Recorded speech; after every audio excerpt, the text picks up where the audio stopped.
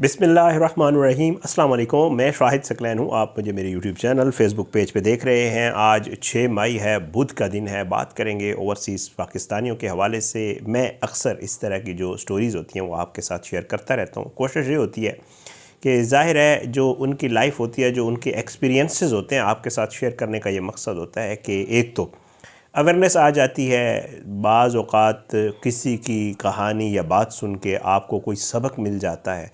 तो इस तरह की चीज़ें मुझे बहुत ज़्यादा आ रही होती हैं। मेरे जो ओवरसीज़ पाकिस्तानी व्यूअर्स हैं वो बहुत ज़्यादा भेज रहे होते हैं। यूके की बात इसलिए ज़्यादा करता हूँ कि मेरा जो वीडियोज़ देखने वाले लोग हैं उनमें सबसे ज़्यादा जो है वो लोग पाकिस्तान, यूके, अमेरिका यहाँ से हैं। जो मेरे पास एनालिटिक्स में आता है उसमें सब है। और ये लोग मुझसे मैसेजेस कर रहे होते हैं, चीज़ें बता रहे होते हैं, अपने एक्सपीरियंसेस शेयर कर रहे होते हैं। तो मेरी कोशिश होती है जब भी कभी मौका मिलता है तो ये चीज़ें मैं आपके साथ ज़रूर शेयर करता हूँ। एक बहन है, उन्होंने एक चीज़ शेयर की है मेरे साथ, नाम वगैरह मैं चेंज कर दूँगा, लेकिन ये है कि उनकी भी कहानी थोड़ी सी डिफरेंट है।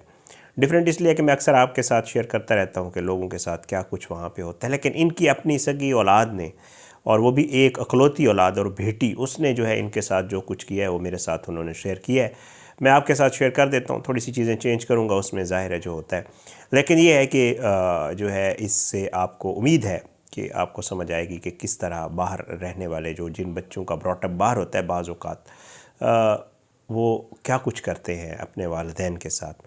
बहरहाल मैं नाम आसिया रख देता हूँ। आसिया बीबी जो है ये बताती हैं कि मैं 70s में जो है अपने हस्बैंड के साथ हम लोग मैनचेस्टर चले गए, और वहीं पे ही जैसे लोग, वैसे पहले जाना आसान था, लोग बड़ी आसानी से चले जाते थे। तो वो कहती है कि मेरे शोहर, मुझे और जो बेटी थी, हम सारे जो है वो चले गए मैनचेस्टर, और मैनचेस्टर में हम रहना शुरू हो गए। मेरे जो हस्बैंड थे वो कैबिंग करते थे, ये गाड़ी जो टैक्सी वैक्सी है ये चलाते थे, और जो है मैं भी कोशिश करती थी कि जो छोटा मोटा, पढ़ी लिखी हूँ तो जो छोटा मोटा काम होता था वो भी मैं करती थी। और हमने, अल्लाह ताला ने और औलाद नहीं दी, एक ही बेटी थी, तो हमने उसको अच्छा पालने का सोचा, और हम उसकी एजुकेशन वगैरह वो वहाँ पे बहुत अच्छी करवा रहे थे।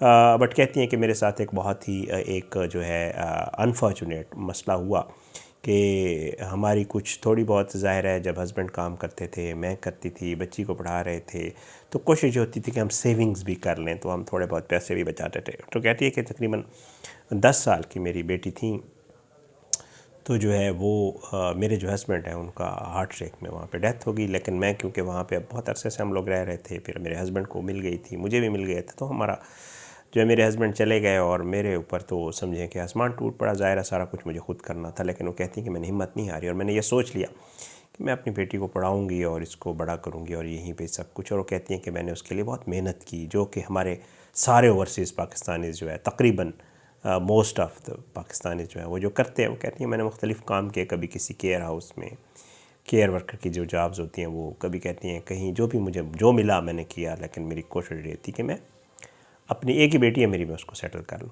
तो कहती हैं कि हुआ, मैंने उसको पढ़ाया लिखाया, बड़ा ज़बरदस्त, टाइम बड़ा जल्दी से गुजरा, मुझे पता ही नहीं चला। मैं मेहनत करती रही, मुसलसल मेहनत की मैंने, और मैंने अपनी बेटी को पढ़ा लिखा दिया। मेरी बेटी जो है मास्टर्स कर गई, उसने वहाँ से जो है वो डिग्री ले ली, और उसके बाद जो है, ज़ाहिर है जैसे होता है वालिदैन का, वो कहती हैं कि मैंने सोचा कि इसकी मैं शादी कर दूँ।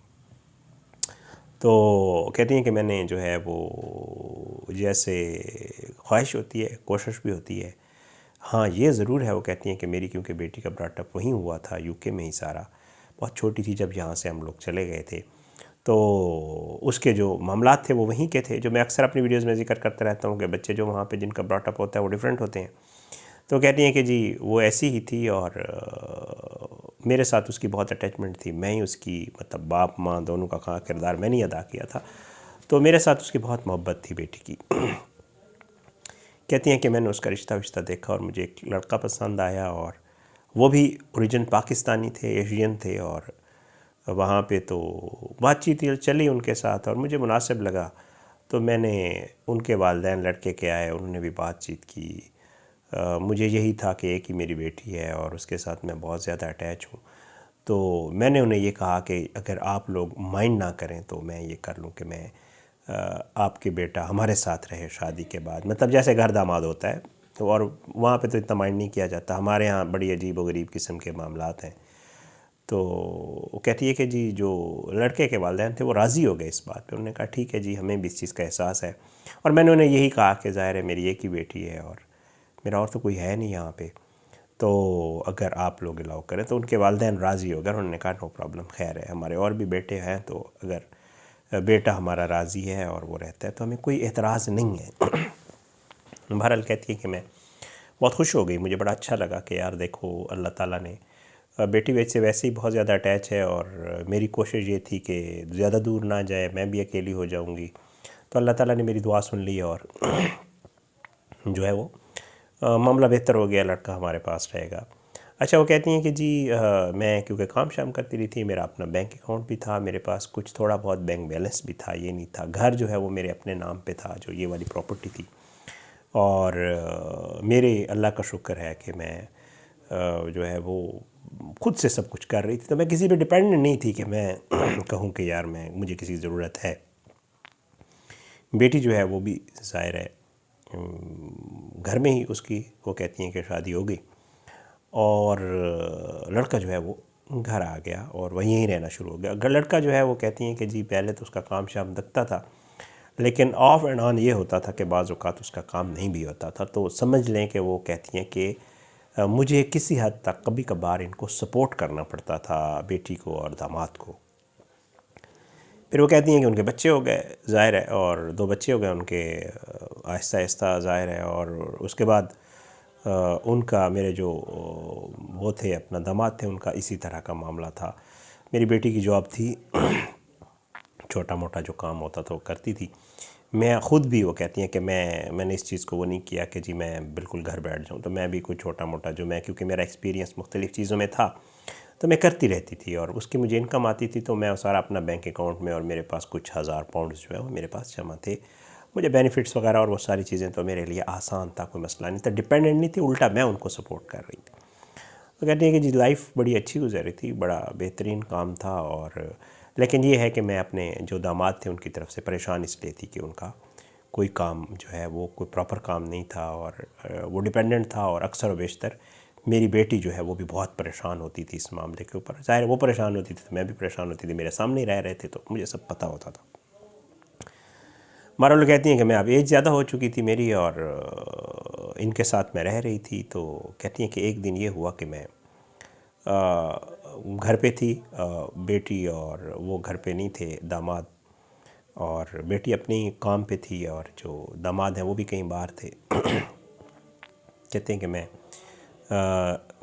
अपने चाय पी रही थी, कहीं किसी काम में थी, जो भी था, तो मुझे जो है मेरे मोबाइल पे एक वॉइस नोट आया। तो मैंने देखा मेरी बेटी का था, मैंने सुना कि यार ये क्या कह रही है, शायद किसी काम के लिए। तो कहती हैं कि जी मैंने वो वॉइस नोट सुना, तो शायद भाई वो वॉइस नोट गलती से मेरे पास आ गया था। एक्चुअली वो वॉइस नोट जो है वो मेरी बेटी मेरे हस्बैंड को कर रही थी, लेकिन वो मेरे पास आ गया। कहती हैं क्योंकि आपको पता है बहुत सारे फेवरेट्स नंबर होते हैं जिनको आप फ्रीक्वेंट कॉल्स या मैसेजेस कर रहे होते हैं, तो जब आप मैसेज करने लगते हो सबसे पहले आपको पता है वो फेवरेट्स आ जाते हैं। तो कहती है गलती से उसने मुझे सेंड कर दिया और उसको पता नहीं चला कि उसने मुझे सेंड किया। कहती है मैंने वो सुना तो मेरे तो पाँव तले ज़मीन निकल गई। मेरी बेटी जो है ये कह रही थी कि जी हमें कुछ ना कुछ आप ज़रूर करना पड़ेगा, और वालदा की जो है वो एज ज़्यादा हो गई है। मैंने उसके लिए एक केयर होम देखा है, वहाँ उसके पैसे कम हैं और हम इनको वहाँ डाल देंगे। और तुम्हें पता है कि मैंने एक दफ़ा पहले भी जो है वो बुलाया था डॉक्टर को इनको चेक करवाने के लिए और बताया था कि चीज़ें भूल जाती हैं। हालांकि वो कहती हैं मुझे ऐसा कुछ भी नहीं था। और एक दफ़ा वाकई वो कहती हैं कि बेटी ने एक दफ़ा ऐसे डॉक्टर को बुलाया था कि जिनको शायद डिमेंशिया हो गया, इस वजह से ये चीज़ें भूलना शुरू हो गए। मैं इनको अक्सर बेशतर पैसे लेके वापस करती हूँ, ये कहती हैं तुमने नहीं दिया और इस तरह के मामला करती हैं, तो इन्हें चेक करें, इनको भूलने की बीमारी हो गई। तो कहती है कि मुझे नहीं था आइडिया कि वो एक पूरा ग्राउंड बना रही है इसके लिए। तो कहती हैं कि जी उन्होंने जो है वो मैसेज में ये कहा हुआ था कि जी एक तो इनका वो कर लेते हैं, दूसरा ये है कि अगर हम कोई सर्टिफिकेट बनवा लें जिससे ये हो कि इनके मेंटली स्टेबल नहीं है, तो वो मैं कोशिश कर रही हूँ वो बन जाए, तो उसके बाद जो है जो प्रॉपर्टी है या जो घर है वो हमें मिल जाएगा और हमारे लिए जो है वो मामला बेहतर हो जाएगा। और ये मेरी बेटी ने मेरे दामाद को मैसेज किया हुआ था नाम लेके। कहती है पहले तो मुझे यकीन नहीं आया, लेकिन ज़ाहिर है उसने भेजा हुआ था तो मैंने फ़ौरी वो मैसेज जो है अपने आप को दूसरी जगह फॉरवर्ड कर दे, क्योंकि आपको पता है जब बंदा चेक करता है गलत चला गया तो एक डिलीट का ऑप्शन होता है फॉर एवरीवन, तो डिलीट हो जाता है। वो कहती हैं कि मैंने वो मैसेज जो है वो ख़ुद को फॉरवर्ड कर लिया कहीं आगे, और मैं तो बिल्कुल परेशान थी कि ये मेरे साथ क्या हो गया है। मेरी अपनी बेटी जिसके लिए मैंने बहुत ज़्यादा सेक्रीफाइसेस दी थी, ज़ाहिर बात है वहाँ पे काम काज किया था, वो मेरे साथ ऐसा क्यों कर रही है। तो बहरहाल वो कहती हैं कि मैंने वॉइस नोट सुना, मुझे आइडिया हो गया कि ये मामला कुछ और है, और उसमें उस खातून का भी जिक्र किया हुआ था। एक हमारी जानने वाली खातून थी जो काउंसिल वगैरह में वहाँ काम करती थी, तो उसका भी उसने कहा हुआ था कि जी वो मुझे हेल्प आउट करेगी, और मैंने उसके डॉक्यूमेंट्स वगैरह भी बनवा लिए हैं, और ये कार हमारा बड़ा आसानी से काम हो जाएगा, कोई ऐसा इशू नहीं है। बहरहाल ये कहती हैं कि मुझे अंदाज़ा हो गया कि मेरे साथ कोई बहुत ही बुरा होने वाला है। तो कहती है मैंने बैंक कॉल की, अपने जो मेरा बैंक था उसके पे कॉल की, और मैंने उन्हें कहा कि जी मैं आना चाहती हूँ। तो उन्होंने कहा जी आप आ जाए। मैं उनकी क्लाइंट थी, बहुत पुराने अरसे से मेरा अकाउंट था वहाँ पे, होल्डर थी मैं अकाउंट। तो वो कहती है मैं बैंक चली गई, मैंने मैनेजर को सारी चीज़ें बताई। मैंने कहा जी इस तरह, क्योंकि वो कहती है मैं, क्योंकि बेटी थी वो अक्सर व बेशतर चीज़ें मैनेज कर रही होती थी, मेरे जो बैंक अकाउंट की पैसे डलवा रही होती थी, निकलवा भी रही होती। तो मतलब मैंने ये सोचा कि कहीं ऐसा ना हो कि काम ख़राब हो जाए, तो मैंने मैनेजर को कहा कि वो वाला अकाउंट ट्रांसफ़र किया, किसी और दूसरा अकाउंट खोल के उसमें पैसे ट्रांसफ़र किए सारा। फिर मैं एक वकील से मिली, उसे चीज़ें बताई, उसने मुझे गाइड किया कि जो प्रॉपर्टी है उसको किस तरह आप क्या करना है, और सारा कुछ कर करा के वो कहती हैं कि मैंने अपनी जो विल वगैरह जो चीज़ें होती हैं वो भी लिखवा दी, और मैंने ये कहा कि जी मेरी इस बेटी का मेरी किसी चीज़ के ऊपर कोई हक़ नहीं होगा। मैं बहुत ज़्यादा डिसहार्ट हो चुकी थी, और मैं वो सब कुछ कर करा के जो है मैंने घर आ गई। तो कहती हैं कि जी मैंने, क्योंकि वकील को बता दिया था, वकील ने मुझे कहा था कि आप यकीनन इस चीज़ को रिपोर्ट ज़रूर करें, क्योंकि ये कल को खुदा न खास्ता आपके साथ कुछ हो तो ऐसा ना हो कि किसी को पता ही ना हो। तो बहरहाल वो कहती हैं कि मेरे वकील ने जो है वो पुलिस को और वहाँ पे जितने भी हैं चीज़ें उसको मैनेज किया। पुलिस घर पे आ गई, फ्रॉड के मामले में मेरी बेटी को जो है उन्होंने वो कर लिया कि जी आपने फ्रॉड करने की कोशिश की है माँ के साथ। और मेरी बेटी जो है उसको पहले तो पता नहीं था, लेकिन जब मैंने उसको सब कुछ बताया तो उसने चेक किया कि वाकई वो मुझे गलती से मैसेज भेज चुकी थी। कहती है पुलिस उनको साथ ले गई, और उसके बाद जो है मैंने यही किया कि मैंने वो जो मेरी प्रॉपर्टी थी वो मैंने सेल आउट कर दी, और सेल आउट करने के बाद मैंने एक अलग से उस घर को छोड़ के कहीं और जो है एक सस्ता, एक छोटा जो मेरे लिए काफ़ी था वो एक ले लिया, और बाकी प्रॉपर्टी बाकी जो मेरे पास पैसे बचे वो मैंने अकाउंट में डाल दिए। और वो कहती हैं कि मैंने विल में ये लिखवा दिया था कि मेरा अकाउंट वगैरह जो है अगर मैं मर गई तो फिर ये चैरिटी वगैरह में दे, जैसे वहाँ पे लोग करते हैं। कहती मैं नहीं चाहती थी कि मेरे अकाउंट में से कुछ भी मेरी बेटी को मिले, उस बेटी को जिसने मेरे साथ ये किया था। बहरहाल वो कहती हैं कि जी उसके बाद कुछ दिन के लिए वहाँ पे वो जो फ्रॉड वगैरह है उसमें मेरी बेटी रही, और दामाद मेरा बच्चों वगैरह को संभालता रहा, बेटी जो है रही। कहती है कि एक दफ़ा ऐसे हुआ कि मैं बाहर कहीं मार्केट वगैरह गई, तो इसी एरिया की सेम एरिया था, तो वहाँ पे मुझे मेरी बेटी मिल गई, और उसने मुझसे बड़ा माफ़िया मांगी, बड़ा उसने कहा कि मुझसे गलती हो गई थी, मुझे नहीं था आइडिया। लेकिन कहती हैं कि मेरा दिल नहीं चाहा कि मैं उसे माफ़ करूँ। मैंने उससे कहा मैंने तुम्हें माफ़ तो ज़रूर कर दिया, लेकिन अब ये नहीं हो सकता कि मैं तुम लोगों के साथ रहूँ या तुम लोग मेरे साथ रहो। तो बहरहाल वो कहती हैं कि जी इस तरह ये सारा कुछ हुआ। अब वो अपने घर में हैं, अपने अलग से रह रहे हैं। मैंने कभी उनसे ना रब्ता किया है, ना उन्होंने कभी मुझसे रब्ता किया है। मैं बस, सब ज़ाहिर है मेरी एज काफ़ी हो चुकी है, लेकिन मैं ये सोचती हूँ कि मैंने जिन लोगों के लिए कुर्बानियाँ दी, जिस बच्ची के लिए कुर्बानियाँ दी, जो कुछ किया, मेरी सगी बेटी उसने मेरे साथ ये किया, और मेरी कोई वो नहीं है, ख्वाहिश नहीं है, कुछ भी नहीं है। मैंने अपनी जो विल लिखवाई है, जैसे मैं आपको पहले बता चुका हूँ, कहती हैं कि मैंने उसमें लिखवा दिया कि सब कुछ चैरिटी वेटी में चला जाए, मुझे नहीं चाहिए। और मैं ये भी नहीं चाहती कि मेरे इन पैसों में से या इस इनकम में से मेरी बेटी को कुछ मिले या मेरी दामाद को कुछ मिले, जिन्होंने मेरे साथ ये सारा कुछ किया था। इस तरह की चीज़ उन्होंने मेरे साथ शेयर की। मैंने कहा मैं आपके साथ शेयर कर दूँ, अपनी दुआ में याद रखिएगा। इस तरह की स्टोरीज़ जब बंदा सुनता है तो यकीन करें हैरान भी होता है। हैरान तो खैर आजकल तो जो मामला है उसमें हैरान होना बनता नहीं है वैसे, जो आजकल जिस तरह के मामला हो रहे हैं, लेकिन बंदा सोचता है कि यार कि आपने भी इस तरह कर सकते हैं, और वो अपने जिनके लिए आपने इतनी ज़्यादा कुर्बानियाँ दी हों। आप भी सोचिएगा, अगर इस तरह की कोई चीज़ आपके पास भी है, कोई ऐसा मामला है जो आपके साथ या आपके किसी जानने वाले के साथ पेश आया, तो मुझे ज़रूर बताइएगा। मेरी कोशिश होती है मैं इन चीज़ों के ऊपर बात ज़रूर करता हूँ, अवेयरनेस के लिए, चीज़ें बताने के लिए। इजाज़त दें, इंशाअल्लाह अगली वीडियो में मुलाकात ज़रूर होगी। अपनी दुआ में याद रखिएगा। अल्लाह हम सबको अपने ज़मान में रखे, अल्लाह हम सब पे अपना रहम करम करे। अल्लाह हमारे मुल्क का हामी नासिर, इसके खिलाफ साजिशें करने वालों को नस्तानाबूद करे। ज़ालिमों को इबरत का निशान बनाए, मज़लूमों को इंसाफ मिले। अपनी दुआ में याद रखिएगा। पाकिस्तान जिंदाबाद। अल्लाह हाफ़िज़।